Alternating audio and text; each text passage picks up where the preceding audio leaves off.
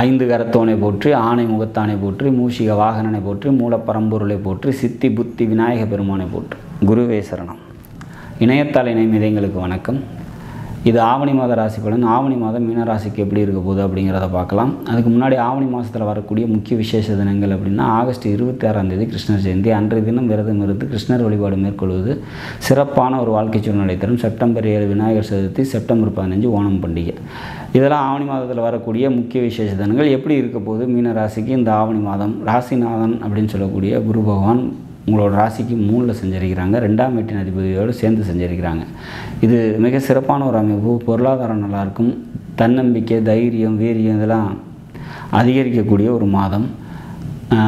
இளைய சகோதரத்தால் நன்மைகள் ஏற்படும். வண்டி, வீடு, சொத்து, பூமி சம்மந்தப்பட்ட விஷயங்கள் ஏதாவது முயற்சி செய்கிறீங்க அப்படின்னா அதெல்லாம் கொஞ்சம் தாமதமாகும் அப்படிங்கிற மாதிரியான ஒரு அமைப்பு. படிச்சுட்டு இருக்கவங்களுக்கு படிப்பு கொஞ்சம் டிலேட் ஆகிறதுக்கான வாய்ப்புகள் உண்டு. எழுத்து, டாக்குமெண்டேஷன், கம்யூனிகேஷன், புரோக்கரேஜ் சம்மந்தப்பட்ட தொழில் செய்கிறவங்களுக்கு தொழில் நல்லாயிருக்கும். மற்றபடி சொந்த தொழில் வேறு துறைகளில் இருக்கிறவங்களுக்கு தொழிலை பொறுத்த வரைக்கும் கடினமான உழைப்பின் மூலம் வெற்றியும் லாபத்தையும் தரக்கூடிய ஒரு மாதமாக நிச்சயமாக அமைக்கும். வேலைக்கு போயிட்டுருக்கவங்களுக்கு வேலையில் சிறப்பான ஒரு சூழ்நிலைகள் இருக்கும்.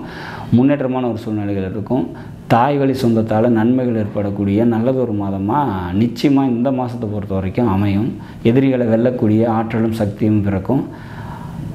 வேலையில் பார்த்திங்கன்னா முன்னேற்றமான ஒரு சூழ்நிலை, அதாவது பதவியிற்காக ஏதாவது வெயிட் பண்ணிகிட்ருக்கீங்க அப்படின்னா அதெல்லாம் நிச்சயமாக கிடைக்கிறதுக்கான பாசிபிலிட்டிஸ் ரொம்ப அதிகமாக இருக்குது அப்படிங்கிறத நம்ம உறுதியாக சொல்லலாம்.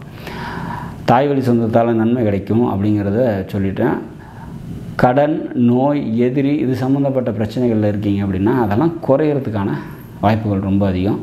மொத்தத்தில் இந்த மாதத்தை பொறுத்த வரைக்கும் எடுக்கக்கூடிய காரியங்கள் அனைத்தும் வெற்றிகளை தந்து புதிய முயற்சிகளை பார்த்திங்கனாக்கா கை கொடுக்கக்கூடிய நல்லதொரு மாதமாக இருக்கும். என்னதான் மீனராசிக்கு நம்ம நற்பலன்களை சொன்னாலும் அதை உணரக்கூடிய தன்மையில் அவங்க இருக்கிறதுக்கு வாய்ப்பு கம்மியே அப்படின்னா இருக்கிறதுலே மோசமான சூழ்நிலையில் இருக்கக்கூடிய ராசி மீனராசி. ஏன்னா ராசியிலே ராகு இருக்கார், ராசியை நோக்கி சனி வந்துட்டுருக்கார். அப்போ இது கொஞ்சம் நெருக்கடியான ஒரு சூழ்நிலை. இந்த சூழ்நிலையிலையும் நற்பலன்களை நம்ம சொல்கிறோம் அப்படின்னா எந்த சூழ்நிலை வந்தாலும் அதை சமாளிக்கக்கூடிய சக்தியும் ஆற்றலும் இந்த மாதம் நிச்சயம் கிடைக்கும் அப்படிங்கிறத ஒட்டி தான் நம்ம இந்த நற்பலன்களை சொல்கிறோம். சந்திராஷ்டம தினங்கள் அப்படின்னா செப்டம்பர் 8, 9, 10 இந்த 3 நாட்கள் சந்திராஷ்டம தினமாக வர்றதுனால முக்கிய முடிவுகள் எடுக்காதீங்க. வெளியூர் பயணங்களை தவிர்த்துருங்க. இந்த மாதத்தை பொறுத்த வரைக்கும் சிவன் வழிபாடு மேற்கொள்வது சிறப்பை தரும். நாடும் நாட்டு மக்களும் நலமுடன் வாழ நவகிரகங்களை வேண்டி அமைகிறேன். நன்றி, வணக்கம்.